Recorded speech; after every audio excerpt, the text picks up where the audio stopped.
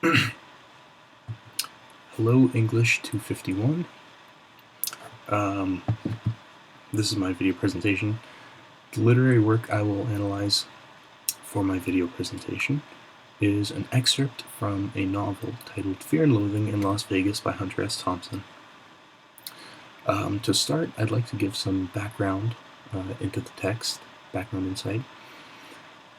This text is based on its author's true experiences traveling around the western states of the United States of America in an attempt to determine what is the driving force of the American dream.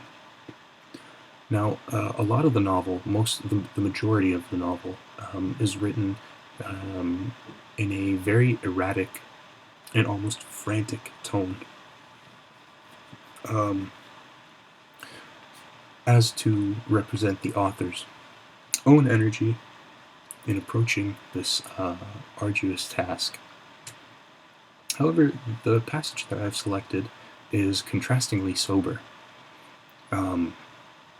This contrast to me represents the ambiguity that the author will present in this passage, which we will touch upon in just a moment. The first thing to notice with this passage is that it is a metaphor for something which is very much metonymic in nature, which, of course, most metaphors are. The author sets out to describe, through use of metaphor, the historical era he has witnessed, something very metonymic, very empirical. So what strikes me about this passage is he starts it off by acknowledging the impossibility of this task, the impossibility of using metaphor to describe an empirical sense. He states, and I quote, no explanation, no mix of words or music or memories can touch that sense of knowing that you are here and alive in that corner of time and the world. This phrase prosaically outlines the nature of the metaphor as a circumvention of Nietzschean truth. Nietzschean truth in that, an empirical reality is not something that we can explain, only something that we can experience by proximity, right? And using our five senses to observe. But I digress. The tenor in this case would be, as the author puts it, the energy of a whole generation. For our purposes, we shall refer to this as zeitgeist. This is something which could only truly be experienced by proximity, right? By temporal and spatial proximity, especially in this case, temporal proximity, as he's referring to something that happened in the past, which is no longer the case.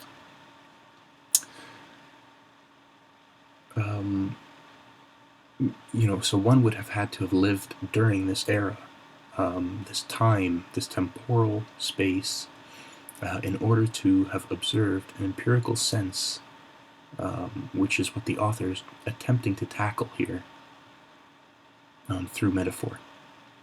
The vehicles which are employed by Thompson to represent this metaphor, to represent this tenor, are many in this short passage, but the most notable of which are long, fine flash, momentum, and high and beautiful wave.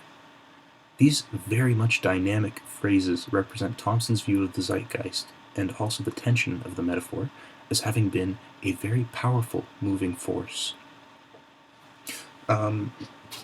Furthermore, he explains this tension when he states, excuse me, just looking here. So yes, he states that there was madness in any direction at any hour.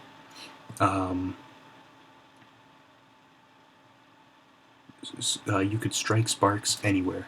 So it's truly a sense of the tension that is given to us by the author here, as something that is a very powerful moving force, something where everybody had the same ideologies and the same conception of the zeitgeist, and which could move political change or sociological change. So in so doing, Thomson, in laying out his metaphor, Thomson therefore implies two contrasting zeitgeists. One zeitgeist which was the one that he's describing, and one that is, which is implied through his description. He leaves ambiguous, however, his preference for either zeitgeist, which is a writing style that he probably developed in his career as a journalist. We can therefore deduce that Thomson employs Empson's ambiguity of the first type in this passage. Empson's ambiguity of the first type being a metaphor which outlines two contrasting meanings and does not explicitly outline the preference does not explicitly outline the standardization of that comparison, which in this case would be Thomson's preference. It's not explicitly mentioned. There are, however, certain metonymic elements which point to the idea that Thomson has a particular message in mind.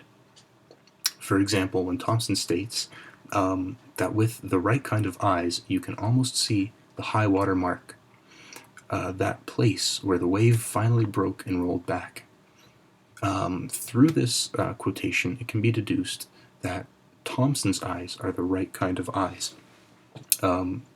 So, in his view of the zeitgeist, in his temporal proximity to that sense, we can come to understand that Thomson believes that zeitgeist to be the standard by which we are comparing the modern zeitgeist, which is implied. Furthermore, through this metonymic idea that only those in proximity to the event can truly comprehend it, Thomson acknowledges that it is only through metaphor that one can attempt to convey the reality of their empirical observations, thereby strongly emphasizing the role of metaphor in the literary field of journalism. So just to touch on metonymy and metaphor there, this metonymic idea is the only real way of knowing, leaving only metaphor as a means by which to convey these ideas, which of course is very emphasized in the field of journalism, considering that the entire career or the entire profession is to convey these empirical observations through lingual symbols. So the main takeaway that I would say from this passage is,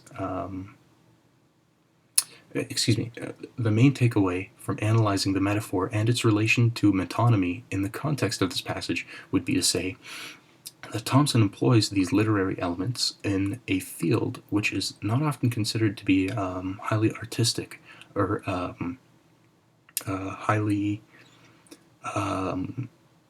freeing, in the sense that the member of that field is allowed to write as they please.